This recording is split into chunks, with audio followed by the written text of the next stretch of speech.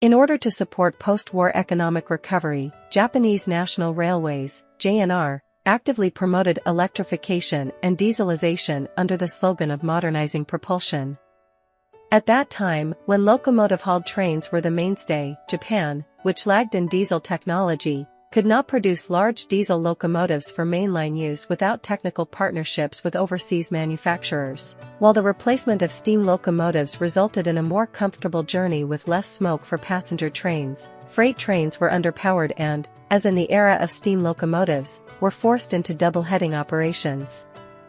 In this context, it was not until 1962 that JNR developed the 2,000 horsepower DD51 equipped with a domestically produced engine, which could somehow compete with powerful steam locomotives. However, during the era when JNR was the mainstay of freight transportation, there was still a power shortfall to meet the robust transportation demand. In the case of electric locomotives, engines with over 2,500 horsepower were already in operation shortly after the war. In the 1950s, new performance electric locomotives with over 3,000 horsepower were mass-produced, hauling freight trains exceeding 1,000 tons. On the other hand, hydraulic diesel locomotives, which could only produce effective output at wheel rim of about 80% of engine power, had to be double-headed to compete with this. Later, even though the DD51's power was increased, it only reached 2,200 horsepower, and it could not match the D52 in hauling heavy freight. While smokeless operation and dramatic improvements in the working environment for crew members were achieved, it did not contribute to increased speeds or haul weight for freight trains. To break through this situation, JNR developed even higher output engines, with the DML61 series achieving up to 1,350 horsepower with the same displacement. Given the favorable results of using these engines in the DE10, the idea of a high-power locomotive equipped with two of these engines naturally emerged. However, with the rapid progress of electrification and the presence of non-electrified lines where profitability was challenging, there was a need to reduce operating costs for diesel vehicles. There was also a persistent demand for more manageable single-engine locomotives over high-power locomotives equipped with two engines. In response, the 2,000 horsepower single-engine DE50 was introduced in 1970. Due to its large adhesion weight, it surpasses the DD51 in hauling capacity. However, its output is 10% lower, resulting in slower acceleration and climbing performance. Trials began to replace the DD54, which was renowned for its pole vaulting and other achievements, despite the challenges posed by international partnerships. Following the oil shock, the government actively promoted nuclear power, and non-electrified secondary lines became increasingly rare. At the same time, the rapid deterioration of JNR's management made further electrification challenging. There were some voices hoping for high-power diesel locomotives, particularly on the Muroran main line, which had no electrification plans, and on the Kamaishi line, where heavy freight trains had difficulty crossing mountain passes. To achieve performance comparable to new performance electric locomotives, a diesel locomotive with over 4,000 horsepower was desired.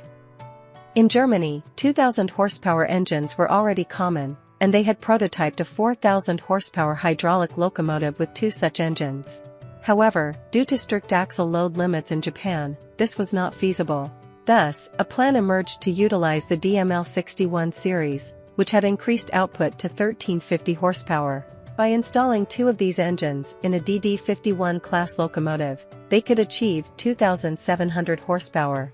Although 2,700 horsepower was still insufficient compared to new performance electric locomotives, there was a prospect of strengthening these engines to around 1,500 horsepower, potentially realizing a 3,000 horsepower locomotive in the future.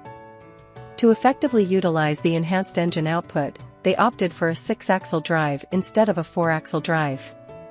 They abandoned the middle bogie of the DD51 and adopted the axle arrangement AAA, used in the DE10. As a result, the unusual axle arrangement of AAAAA was created instead of CC. To operate on tracks with weak infrastructure, the axle load limit of 14 tons could not be removed, but the effective adhesion weight of 84 tons significantly surpassed the DD51. Even if the DD51 increased its axle load to 15 tons, its effective adhesion weight was 60 tons, making this new configuration 1.4 times more powerful. Compared to the DE50, it was 14 tons heavier, which directly improved its ability to haul heavy trains.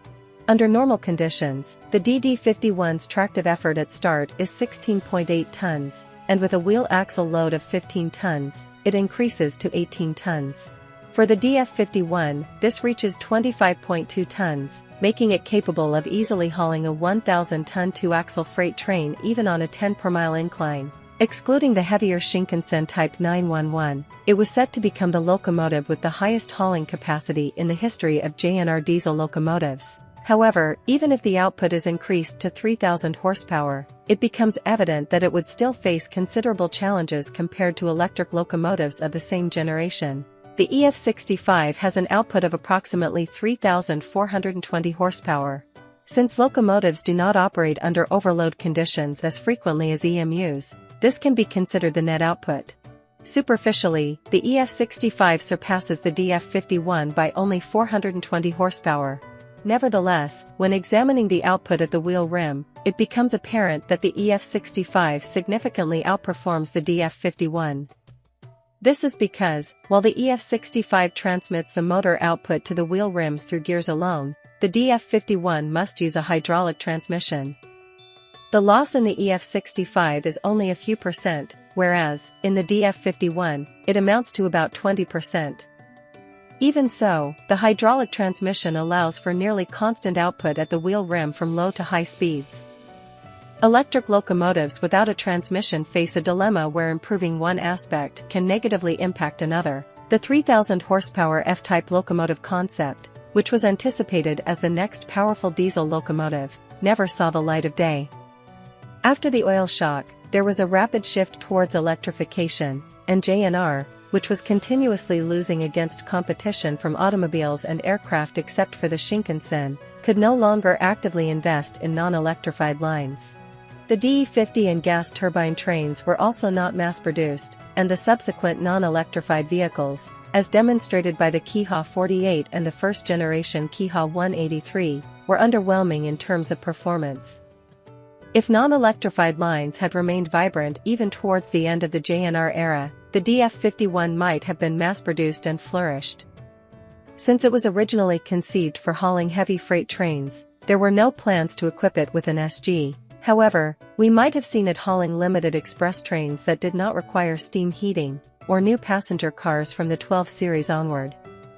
With the sharp decline in freight transportation, non-electrified JNR conventional lines were practically abandoned, leading to the DD51's long period of service. However, it was only when privatization loomed that both labor and management began to feel the urgency. Shikoku and Hokkaido, which had to rely on non-electrified vehicles, were left with inadequate performance vehicles.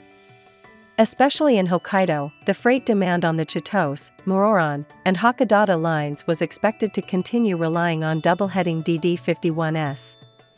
There may have been regrets that the DF51 was not realized earlier. The 3,000 horsepower F-type diesel locomotive only emerged after the dissolution of JNR and its privatization.